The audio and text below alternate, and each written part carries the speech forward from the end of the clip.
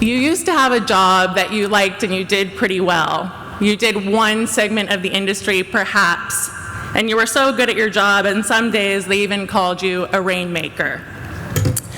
When you decided that you were going to possibly start your own company, you looked at your old boss who looked like this, the publisher of the current company you were working at, and you thought, nah, maybe better just to stay in your corner of the industry. When you thought, well, maybe I'll go for it anyway, your old mentor looked at you and said, why the hell would you want to be a publisher? So you gave it a little more thought. When you approached a distributor to ask whether it was a good idea to get distribution, the distributor literally said to you, the returns will crush you. Still, the difference between being actually crushed and hypothetically crushed are two very different things. So you don't really know any better and you proceed anyway. I had no idea that this is what it was going to look like. Didn't get there for quite a few months yet. Because in the early days it looked a lot like this. With the wind at your back in a new publishing company, it's pretty fun. You feel pretty good. You're on cloud 9 in the early days. The very first book you get back is your own. It looks horrible. When you open up the pages, you cannot believe you didn't print an advance copy and that the interior design looks like something that you would have never put out for one of your own customers. Still, you're riding high, you get on the rocket anyway and think, hey, I made a mistake, but I'll fix it. So you're going about 100,000 miles an hour on this newfound success, but inevitably, you hit a brick wall. That brick wall you don't actually feel the impact of it as much as you might think because you're moving so fast. But on the other side of that wall was actually a pretty big mistake. It happens about 2 years in, a financial error that is, yes, recoverable, but one of the most embarrassing things that have ever happened to you in your life. It was a lot of money, let's just put it that way.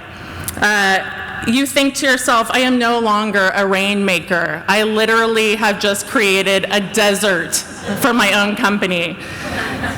The effect is horrifying. For a brief moment, you're actually curled in a fetal position on your bed, crying, wondering why the hell you did this, and knowing that maybe your mentor was right.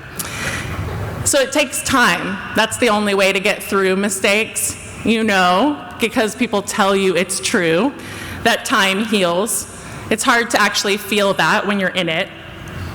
You start to go from, I can't do this, to maybe I can. Again, that can take some time to heal from your wounds. The thing is that as you start to build back your own strength and resilience, the funny thing is that the outside world has no idea that you've made these mistakes.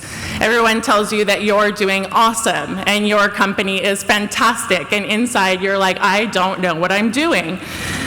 You have lots of questions. You've been in this industry a long time and it's still such a high learning curve and it's unbelievable.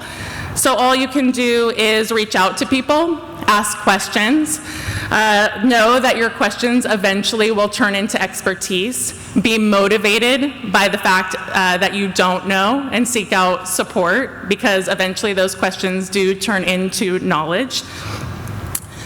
There are 3 takeaways from this experience and the experience of many other failures. One is to slow down. It's really fun, actually, to sometimes to go 100,000 miles an hour. It can look really good from the outside, too, but you've got to slow down and find ways to take care of yourself. Know that mistakes do happen, and as we all know, it's not how you fall, but rather, or it's not rather that you fall, but how you get back up that matters. And so take it in stride. And finally, forgive yourself.